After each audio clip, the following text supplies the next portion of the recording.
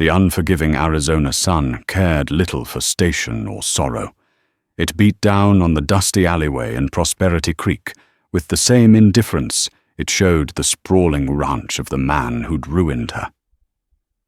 Serena Jenkins clutched her daughter's hand, the small, frail fingers a stark reminder of all she had left.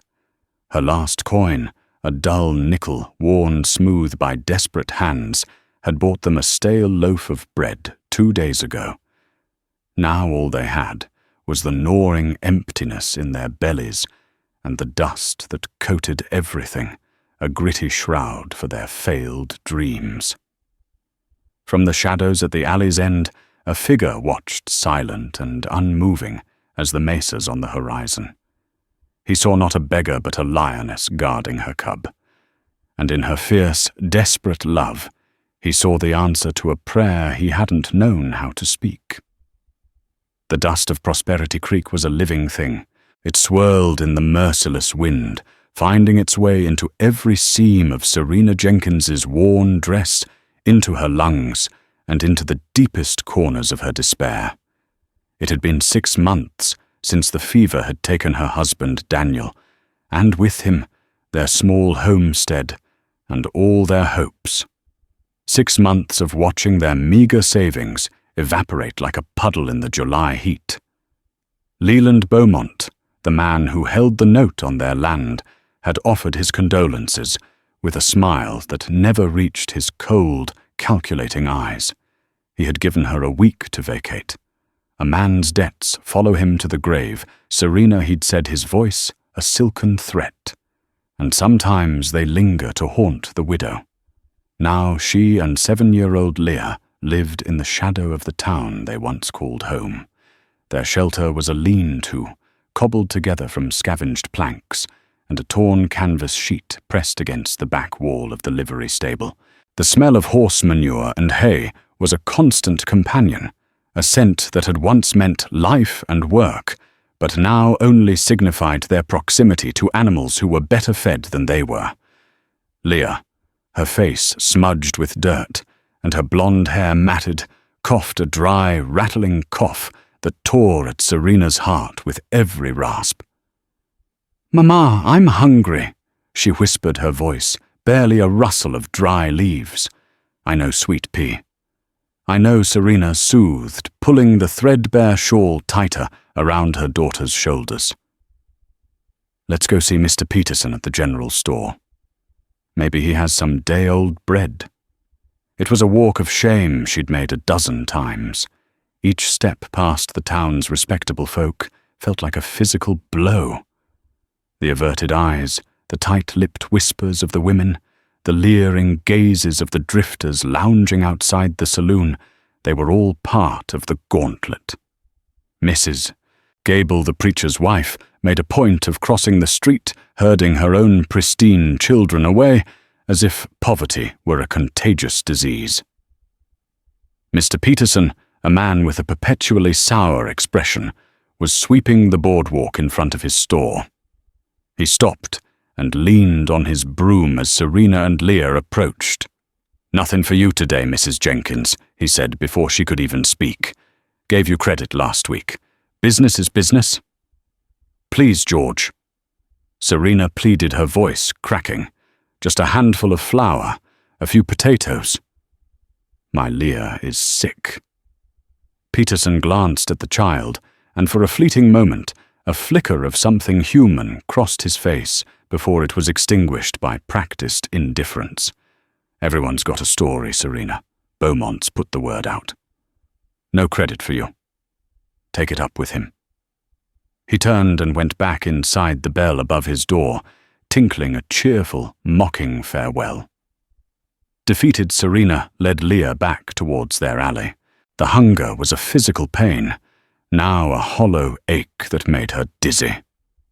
As they passed the saloon, the doors swung open, spilling the discordant notes of a poorly played piano and the stench of stale beer onto the street. Leland Beaumont stood there, flanked by 2 of his hired guns. He was a large man dressed in a tailored suit that seemed out of place in the dusty town, a symbol of his power and his contempt for those beneath him. He tipped his hat, the gesture an insult. "Serena, still gracing our town with your presence, I see." His eyes roamed over her, lingering in a way that made her skin crawl. "It doesn't have to be this way. My offer still stands.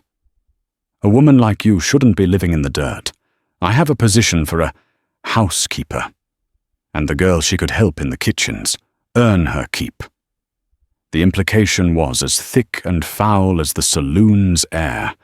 He didn't want a housekeeper. He wanted a possession, and Leah would be his leverage. Serena's spine stiffened. She pulled Leah behind her, shielding her daughter with her own body. "We would rather starve," she said, her voice low and trembling with a rage that momentarily eclipsed her hunger. Beaumont chuckled a low, ugly sound. "Starvation is a slow, painful thing, Serena. Pride don't fill a child's belly. You'll come around." He turned and walked away, his laughter echoing in the oppressive heat. Back in the grim sanctuary of their alley, Serena held Leah tight, rocking her, as the child's coughs grew more frequent. Tears she hadn't allowed herself to shed now streamed down her face, mixing with the grime. This was it. The end of the line. There was nowhere left to turn, no one left to ask. The world had shrunk to this filthy, hopeless corner. As dusk began to bleed purple and orange across the sky, casting long shadows that looked like grasping fingers, she became aware of a presence. At the mouth of the alley, a man stood motionless. He was tall and broad-shouldered, his features stark and angular in the fading light. His hair was long and black, held back by a simple leather band.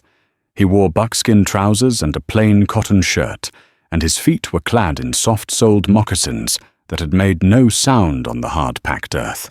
He was Apache. In Prosperity Creek, the Apache were spoken of in fearful whispers. They were ghosts of the hills, blamed for every missing cow or spooked horse. To the townsfolk, they were savages. Serena's heart hammered against her ribs. Fear, sharp and primal, shot through her. She clutched Leah tighter, ready to scream. But he made no move. He simply watched them, his dark eyes, holding an expression she couldn't decipher. It wasn't pity, and it wasn't menace. It was a look of profound, solemn observation. He had a small cloth sack in his hand. He took a step forward, and Serena flinched. He stopped immediately. He placed the sack on the ground, then slowly, deliberately backed away, and disappeared into the twilight as silently as he had arrived. For a long moment, Serena didn't move. The silence he left behind was heavier than the one before. Finally, driven by a desperation that overrode her fear, she crept forward. Her trembling fingers untied the sack. Inside were 2 roasted prairie hens, still warm a handful of dried berries, and a small, intricately woven pouch filled with what looked like medicinal herbs. She carried the food back to her daughter, her mind reeling. She didn't know the man's name. She didn't know why he had helped her. But as she tore off a piece of tender meat and gave it to Leah, watching her daughter eat for the first time in 2 days, a single bewildering thought surfaced through her despair. Someone had seen them. Not as a nuisance or an opportunity, but as human beings. And for the first time in a long time, the crushing weight on her chest felt just a little bit lighter. For 3 consecutive nights, the silent offering appeared. A rabbit cleaned and ready for the fire. A pouch of ground corn. More herbs.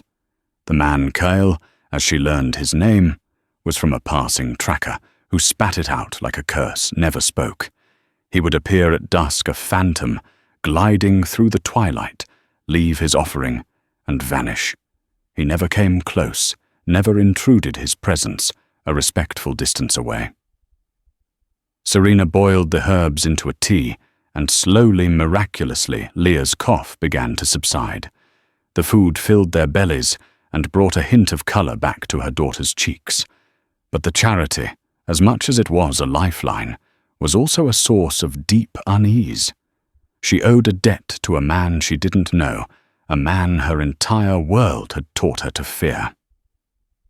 On the fourth evening, he did not leave. He stood at the edge of the alley, the setting sun at his back, turning his silhouette into a formidable wall of shadow. Serena's heart began to race. Leah, sensing her mother's tension, huddled closer. "I need to speak with you," he said.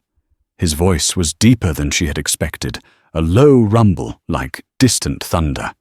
It held no accent she could place, just a quiet, measured cadence. Serena swallowed her throat dry. "Thank you for the food." She managed her voice, barely a whisper. "We can't repay you." "I have not asked for repayment," he said, taking a single deliberate step forward into the dim light. Now she could see his face more clearly. It was a strong face, carved by sun and wind, with high cheekbones, and eyes so dark they seemed to hold the night sky within them. There were lines of sorrow around those eyes. She noticed a shared geography of grief that she recognized instantly. "My name is Kyle," he said. "My people live in the canyons 2 days' ride from here. I have a homestead of my own, closer near the Black Creek." She waited, unsure what to say. The townsfolk were wary in the daylight. At night they locked their doors. A white woman talking to an Apache man in a dark alley was a scene that could get them both killed. He seemed to understand her fear. "I do not wish you harm. I have watched you. I see how you protect your child." He paused, and his gaze was direct, unwavering. "I lost my wife 2 winters ago. The white man's sickness took her. She left me with a daughter. Her name is Nita. She is the same age as yours." Serena's breath caught in her chest. She saw it then, the deep, abiding grief in his eyes. It was the same hollow ache she carried in her own soul.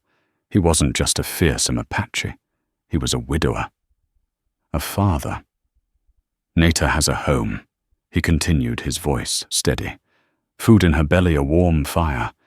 I teach her the ways of our people, how to be strong and how to survive. But there is a part of her spirit that I cannot heal. A child needs more than a father can give. She needs a mother's hands to braid her hair, a mother's voice to sing her to sleep." He took another slow step forward, his hands held open at his sides, a gesture of peace. "I have watched you with your Leah. In your eyes, I see the same fierce heart that beat in my wife's chest. I see you starve so your daughter can eat. I see you shield her from a world that wants to crush you both." His gaze fell to Leah, who peeked out from behind Serena's skirt with wide, curious eyes. "Your daughter," he said, his voice softening, almost imperceptibly, "needs a home, a place to be safe from men like Beaumont, and a town that despises her for being poor." He then looked directly at Serena, and the words he spoke next landed with the force of a physical blow, shattering the reality of her desperate world. "And my daughter needs a mother."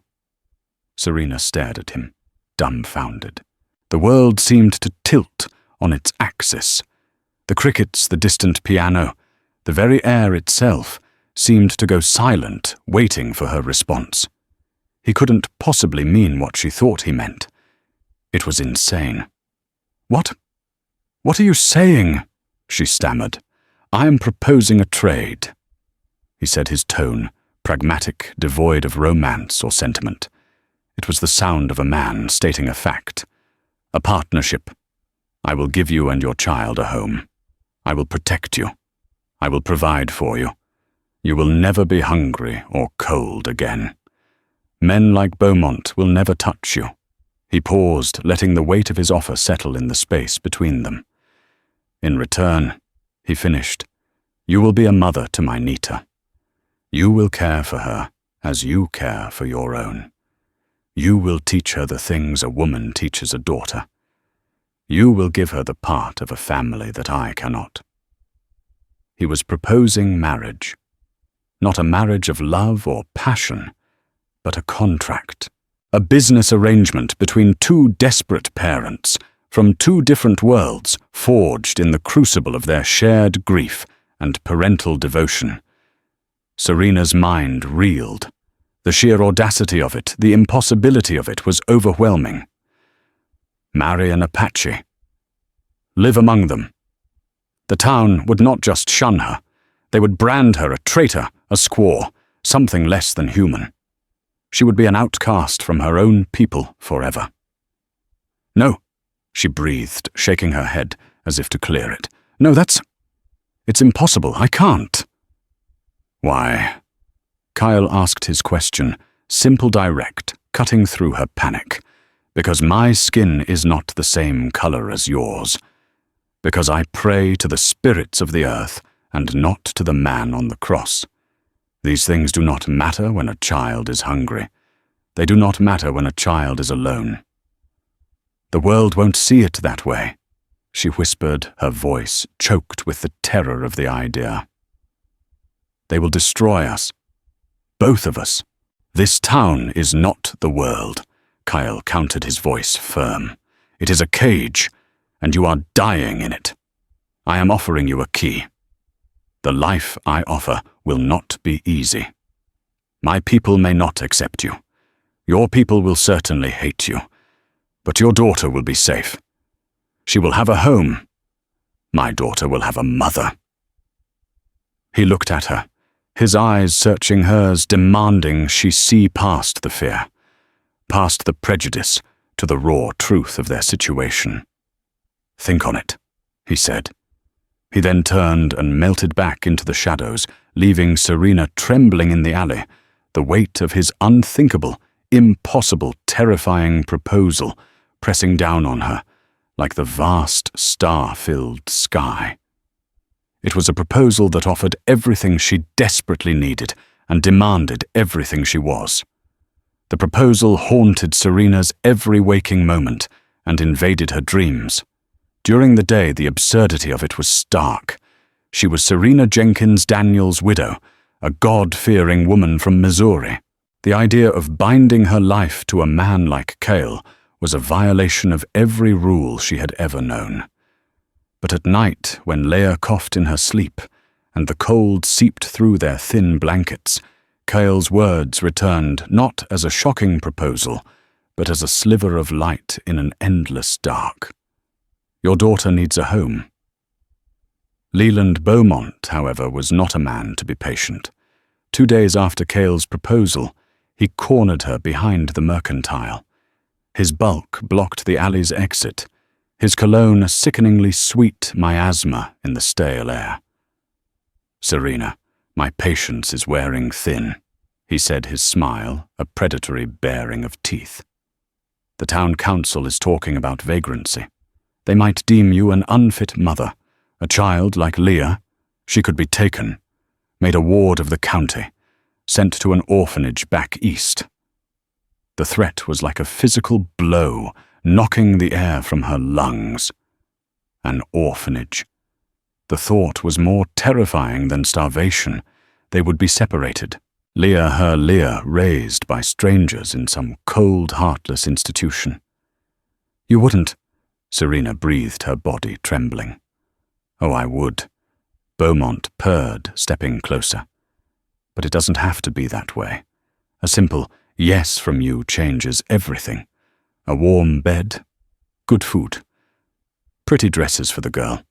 He reached out his thick fingers, brushing a stray lock of hair from her face. Serena recoiled as if struck. His eyes narrowed. Don't be a fool, Serena. There's no one coming to save you. His words meant to crush her had the opposite effect. They ignited a spark of defiance. There's no one coming to save you. But someone had offered. Not salvation, perhaps, but an escape. That afternoon, driven by a fear that now outweighed her prejudice, Serena made a decision. She left Leah in the care of Martha, a kind-hearted elderly laundress who sometimes slipped them scraps and walked out of town following the faint trail that led towards Black Creek, She found Kyle's homestead, nestled in a small hidden valley, shielded by cottonwoods and a ridge of red rock. It wasn't a teepee or a crude shelter, as she might have imagined, but a sturdy, well-built cabin of adobe and timber, with a corral holding 2 strong-looking horses and a small, flourishing garden of corn squash and beans. Smoke curled lazily from a stone chimney. It was peaceful. It was a home. Kyle was skinning a deer by the creek, his movements efficient and precise. He looked up as she approached, his expression unreadable. He simply nodded and wiped his hands on a cloth. From the cabin's doorway, a small face peeked out. A little girl with her father's dark eyes and hair braided into 2 neat plaits. This was Nita. She watched Serena with a grave, cautious curiosity, clutching a small doll made from corn husks. "You came," Kyle stated, not a question. I had to see." Serena stammered, her gaze fixed on the little girl. Kyle said something to his daughter in the Apache language, his voice soft and encouraging. Nita hesitated for a moment, then slowly walked towards Serena. She stopped a few feet away, her eyes wide. Serena's heart ached. This child had no mother. She knelt down, trying to make herself seem less intimidating. "Hello, Nita," she said softly. "That's a beautiful doll." Nita looked down at the doll in her hands, then back at Serena. She took a tentative step forward and held it out. An offering. Serena's eyes filled with tears. She gently took the doll, admiring the simple craftsmanship. "Did you make her?" Nita gave a shy single nod. At that moment, Leah's face flashed in Serena's mind. She imagined her daughter here, playing with Nita by the creek, their laughter echoing in the quiet valley. She imagined Leah with a full belly and warm clothes, sleeping safely in that sturdy cabin, far from the leering eyes of Leland Beaumont. Kyle watched the silent exchange, his stern face softened by a flicker of hope. "She is a good girl," he said, quietly. "But she is lonely." Serena stayed for an hour. She didn't agree to his proposal, not yet. But when she left, the idea was no longer impossible. It was a seed of hope planted in the barren soil of her desperation. Her return to Prosperity Creek was a brutal plunge back into reality. Word of her visit to the savages' camp had spread like wildfire. Perhaps one of Beaumont's men had followed her. The shunning was no longer passive. It was active, hostile. "Indian lover," a man hissed as she passed the blacksmith's forge. Mrs. Gable, the preacher's wife, stood on the steps of the church as Serena walked by and made a loud pronouncement to the women with her. "When a woman forsakes her own kind and her Christian decency, she is lower than the beasts of the field. She puts her own child soul in mortal peril." The words were like stones, and they found their mark. Serena hurried away, her face burning with shame and fury. But the worst was yet to come. She arrived back at the alley to find their lean-to smashed to pieces, their meager belongings, a spare blanket, Daniel's old tin cup, Leah's one threadbare doll scattered and trampled in the dirt. Leah was huddled with old Martha, sobbing. Mr. Beaumont's men did it. Serena, the laundress, whispered, her eyes full of fear and pity. They said the town had to be cleaned up. That night, huddled in the back of Martha's laundry shed, listening to Leah's whimpering cries, Serena Jenkins finally broke. The town hadn't just turned its back on her, it had declared war. They would take her daughter. They would grind her into dust under the heel of their righteousness and greed. They had left her with no choice. They had shown her that the true savages were not the ones living in the hills. They were right here in Prosperity Creek, hiding their cruelty behind starched collars and pious pronouncements. Her decision was made. It was no longer about her own fear or what people would think. It was about survival.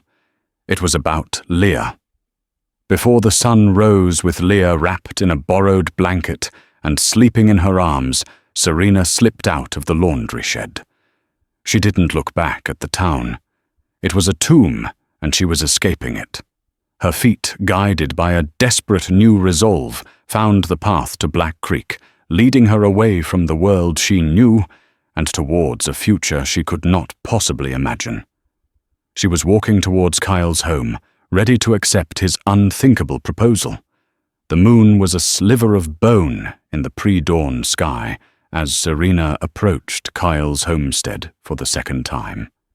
She was exhausted, her arms aching from carrying Leah, but a strange, fierce energy propelled her forward. This was not a visit of curiosity. It was an act of surrender and of defiance. A dog barked, and Kyle emerged from the cabin, a rifle held loosely in his hands. His eyes widened slightly when he saw her seeing the sleeping child in her arms and the desperate resolve etched onto her face. He lowered the rifle and waited. "They destroyed our shelter," Serena said, her voice raw. "They threatened to take my daughter." She looked at him, her blue eyes pleading in the pale light.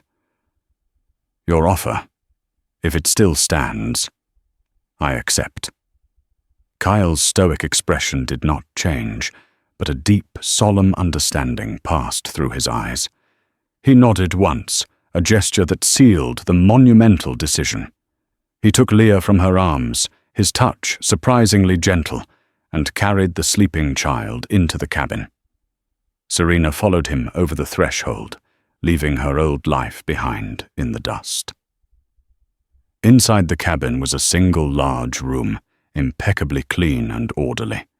A fire glowed in the stone hearth, casting a warm, flickering light on the simple, functional furniture. Nita was asleep on a small cot in the corner, bundled under a thick fur blanket. Kyle laid Leah down on his own bed, a sturdy frame built against the far wall, and gently pulled a wool blanket over her. He then turned to Serena. There was no celebration, no triumph in his demeanor. This was the consummation of a serious pact, and he treated it with the gravity it deserved. "Sit," he said, gesturing to a small wooden table. He stoked the fire, put a pot of coffee on to brew, and sat opposite her. The silence between them was not awkward, but heavy with unspoken truths.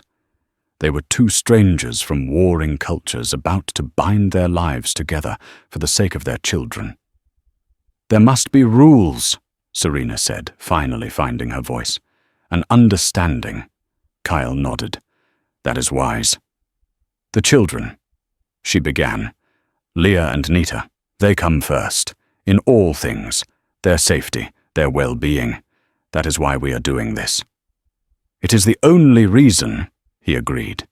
"I will be a mother to your daughter." Serena continued, her voice gaining strength. "I will care for her, tend to her hurts, teach her what I know. I will love her as my own. But you must understand, I am not her mother. I will not try to replace the woman you lost." A flicker of pain crossed Kyle's face, so quick she almost missed it. "Her mother's spirit walks in the evening sun.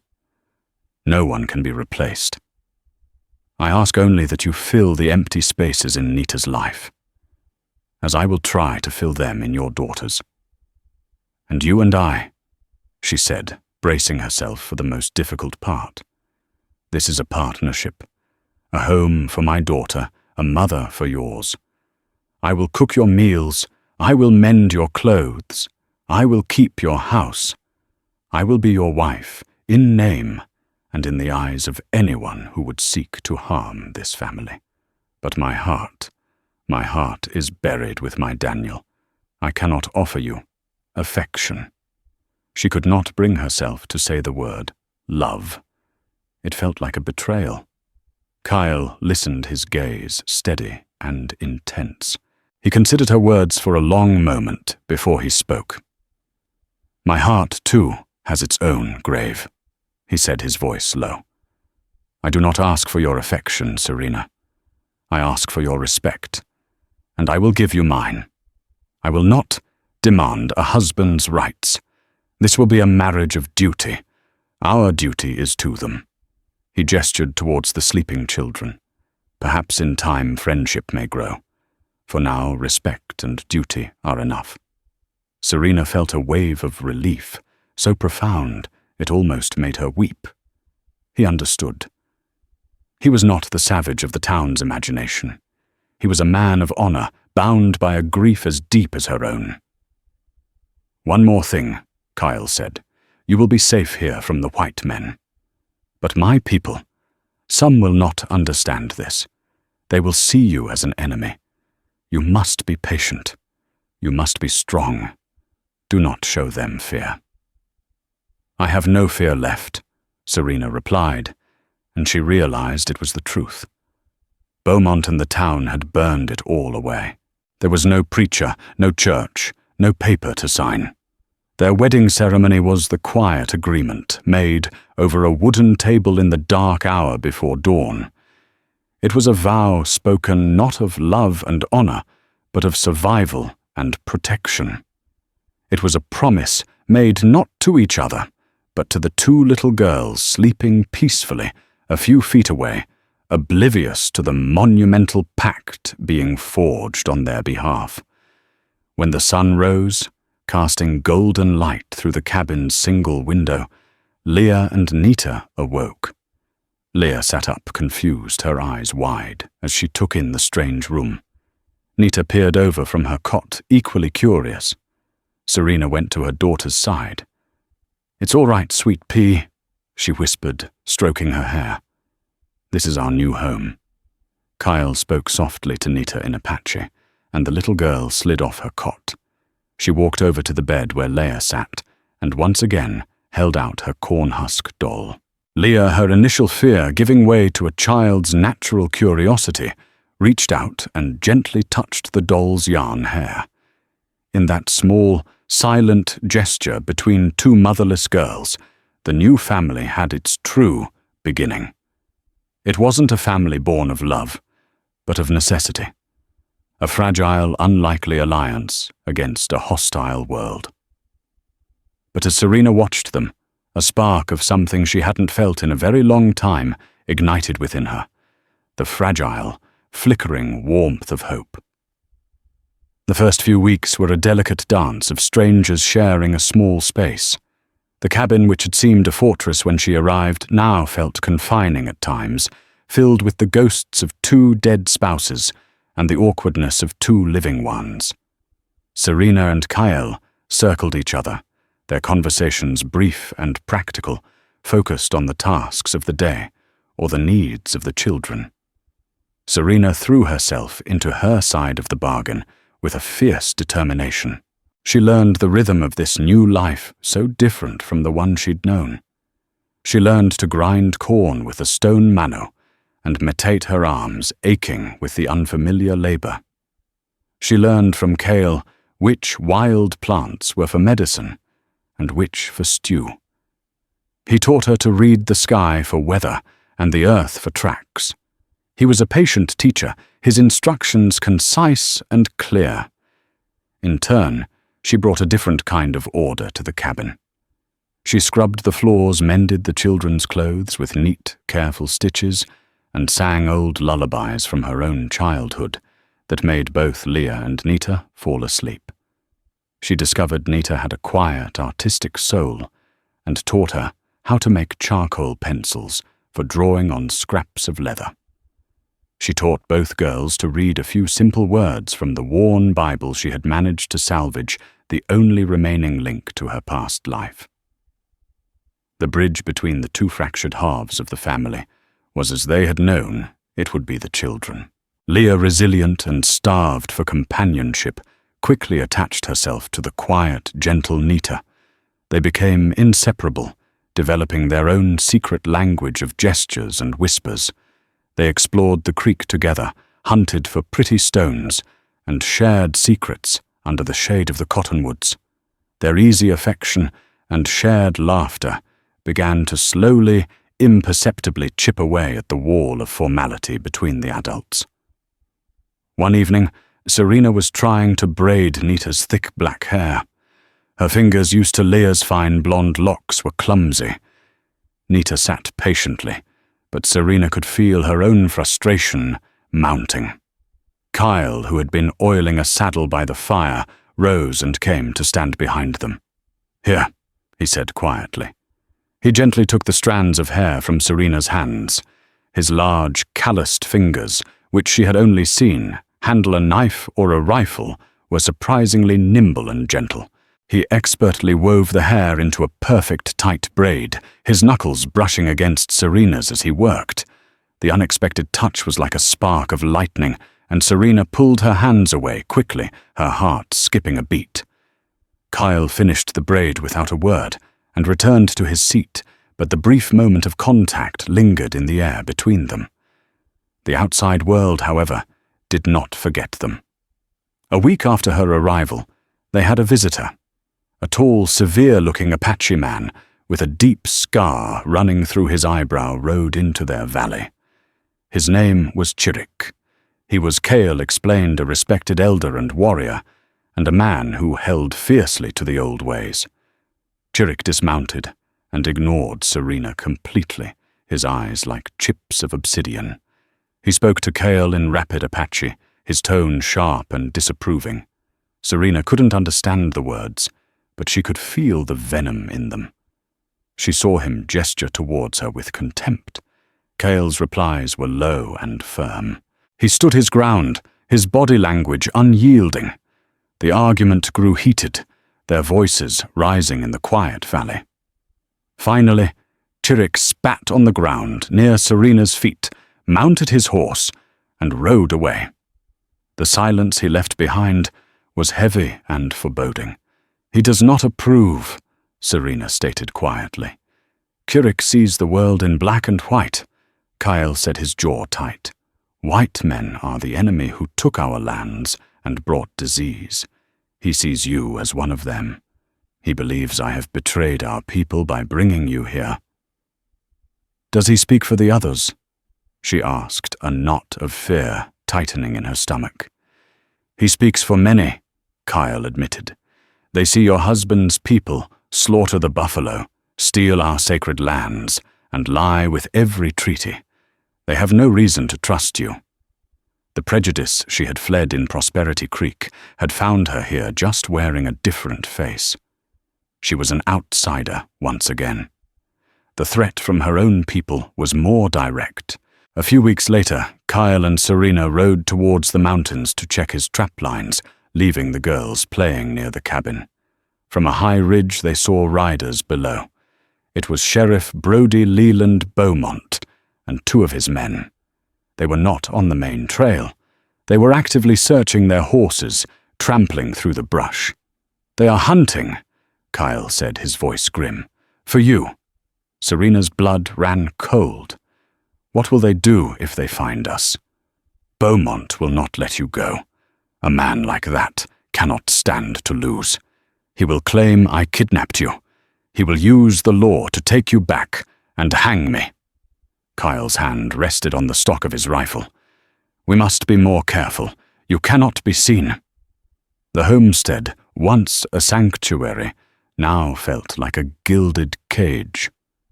Serena was trapped between 2 worlds belonging to neither. Hated by the people she had left, and distrusted by the people she had joined, the only true citizens of their tiny nation were the 2 little girls who saw each other not as white or Apache, but simply as sisters. That evening, as Serena watched Leah and Nita chasing fireflies by the creek, their giggles echoing in the twilight, a fierce wave of protectiveness washed over her. The world could hate her. Both worlds could. It didn't matter. This little valley, this strange man, this patchwork family, it was all she had. And she would fight for it with the last breath in her body. The respect and duty she had promised Kale were beginning to forge themselves into something stronger, something more akin to loyalty. She was no longer just Serena Jenkins Daniels' widow. She was Kale's wife, Nita's mother, and the guardian of this fragile peace.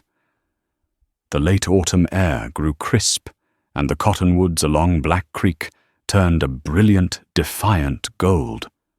A fragile domesticity had settled over the cabin. Serena and Kyle had found a rhythm, a way of coexisting that bordered on a quiet companionship. He would leave a striking wildflower on the table for her in the morning. She would ensure a hot meal was ready for him, no matter how late he returned from a hunt. They rarely spoke of their pasts, but they had begun to build a shared present, its foundation laid by the inseparable bond of their daughters. Leland Beaumont, however, was not a man to accept defeat. His public humiliation at Serena's disappearance had curdled into a venomous obsession. He could not storm the Apache lands to retrieve her without starting a war the army didn't want, but his spies watched and waited. He needed leverage. He needed a way to destroy Kyle and drag Serena back under his control, and his cunning mind finally found it in the very earth that had once belonged to her. Beaumont had not wanted the Jenkins plot simply for grazing land. He had long suspected, based on geological formations and rumors from old prospectors, that the creek running through it carried more than just water. He had his men discreetly survey the property after Serena was gone, and their discovery made his greedy heart pound. A thin but rich vein of silver ore lay hidden in a rocky outcrop not 50 yards from where Daniel Jenkins had built his home. It wasn't a motherlode, but it was enough to make a man very, very wealthy. The land, however, was still technically in Daniel Jenkins's name. Foreclosing on the debt gave Beaumont control, but a direct claim on mineral rights could be messy. If Serena were to reappear with a savvy lawyer, she might have a claim. He needed her either under his thumb or gone permanently, and Kyle was the obstacle. Beaumont's plan was insidious. He knew the simmering tensions between the ranchers and the Apache. All it took was a single spark to start a firestorm. One moonless night, 2 of Beaumont's men cut the fences at the edge of his vast ranch, driving a dozen steers into the broken hills that bordered Apache territory. The next morning, Beaumont rode into Prosperity Creek, his face a mask of righteous fury. "They've done it again," he roared in the saloon, ensuring everyone could hear. "The Apache thieves. A dozen head of my best cattle gone. I found the tracks leading straight towards the canyons.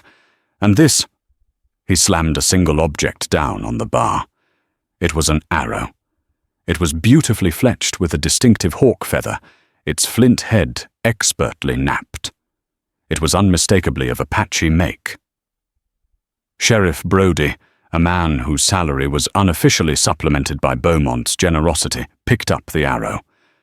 "This is Kyle's make," he said, his voice heavy with false gravity. "Seen his arrows before, no doubt about it." The lie was seamless.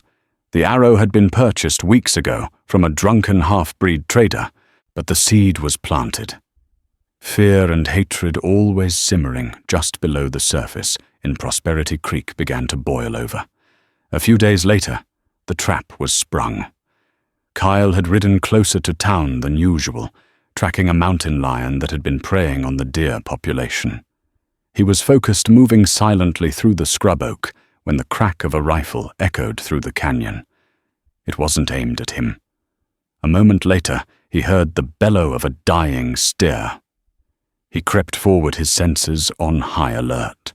Below him, in a small clearing, lay one of Beaumont's steers, a fresh bullet hole in its side, and standing over it were 2 of Beaumont's ranch hands.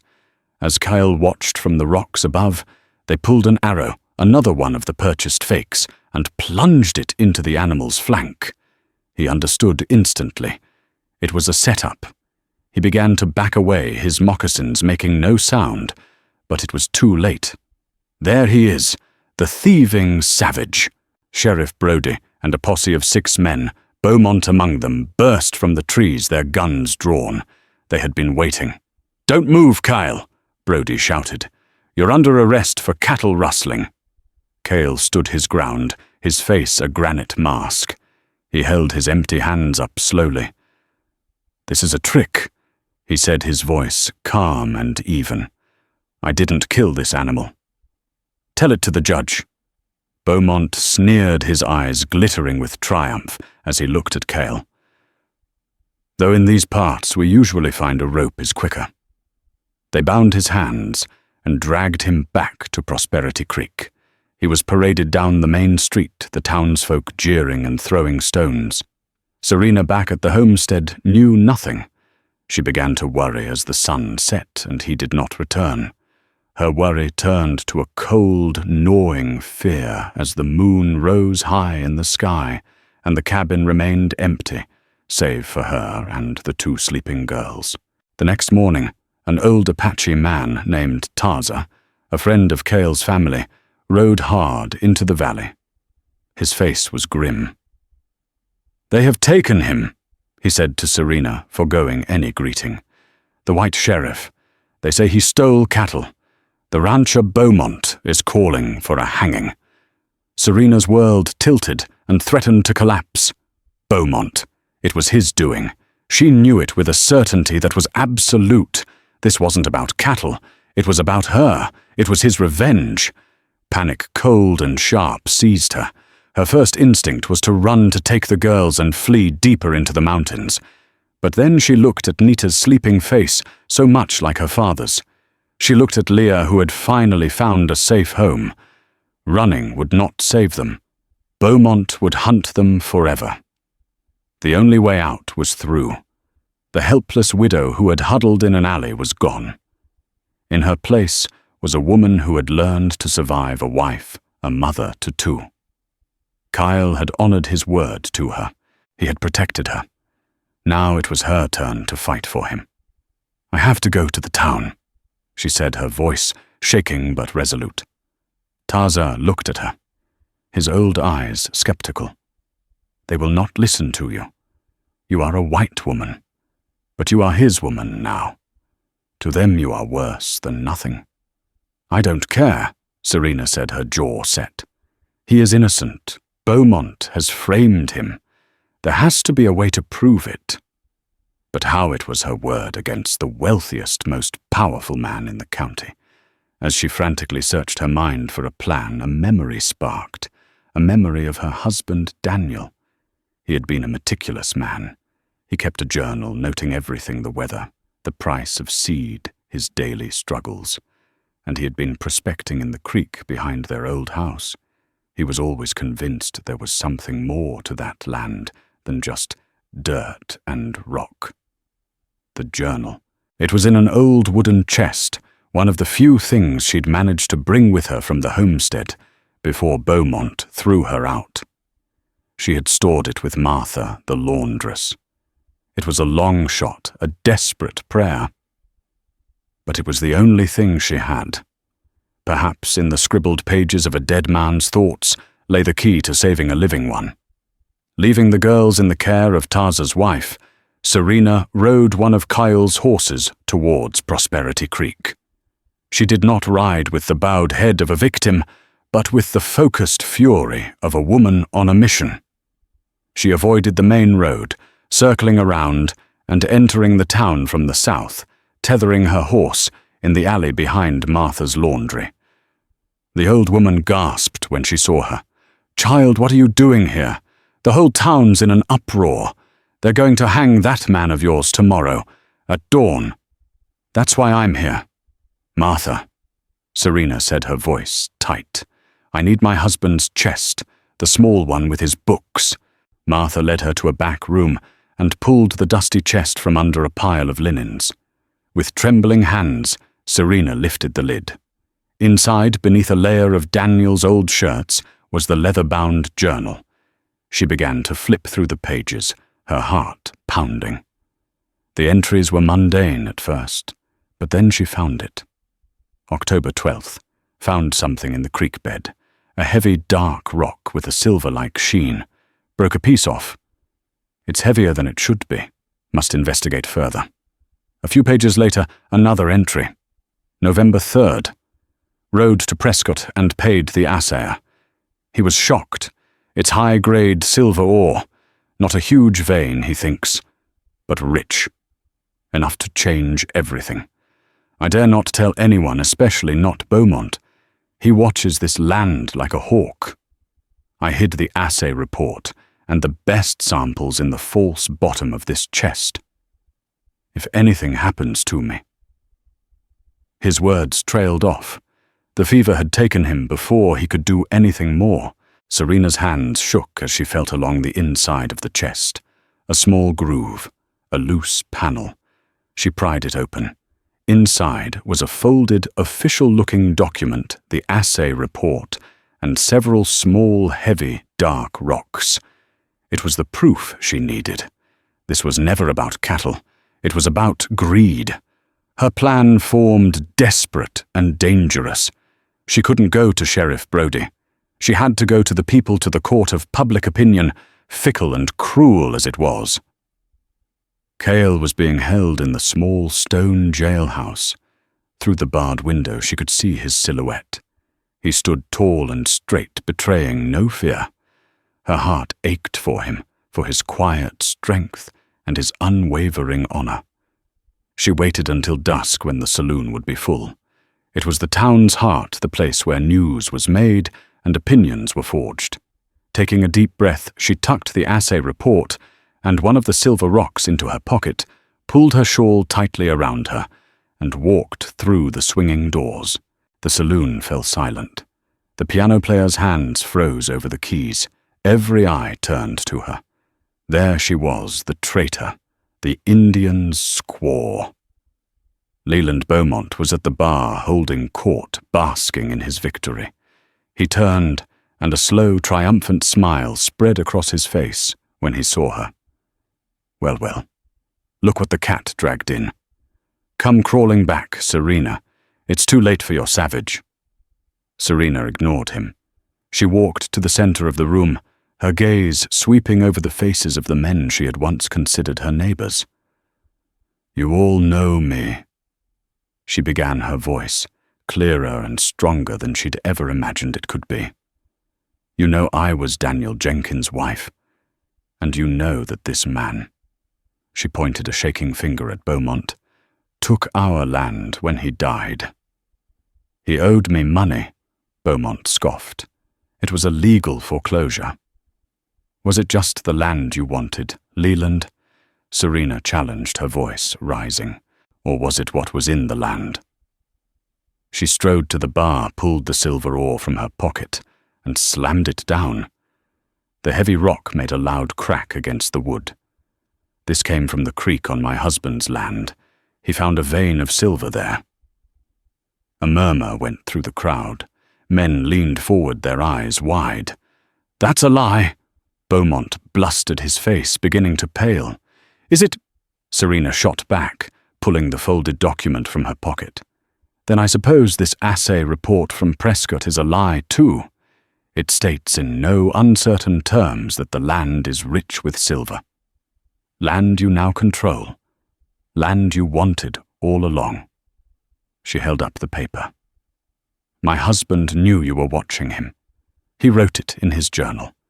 He knew you were greedy, but he never could have imagined this, that you would frame an innocent man for cattle rustling, just to get me out of the way, just to secure your claim. The pieces were clicking into place in the minds of the onlookers. The sudden foreclosure, Beaumont's obsession with Serena, the convenient theft. It all made a sickening kind of sense. She's hysterical, Beaumont roared, but his voice held a tremor of panic. The woman's been living with a savage. She's lost her mind. The only savage I see in this room, Serena said, her voice dropping to a low, cold fury, is you. A man who would condemn another to the gallows for a piece of shiny rock. A man who would use a woman's grief and a child's welfare as a weapon. Beaumont, seeing the tide of opinion turning against him, lost control. His face contorted in a mask of rage. You stupid woman, he screamed, lunging for her. I'll kill you. He never made it. A figure stepped out from the corner of the room, blocking his path. It was Deputy Miller, a young, quiet man who had always been in Brodie's shadow. "That's enough, Mr. Beaumont," he said, his hand on his pistol. At that exact moment, the saloon doors swung open again.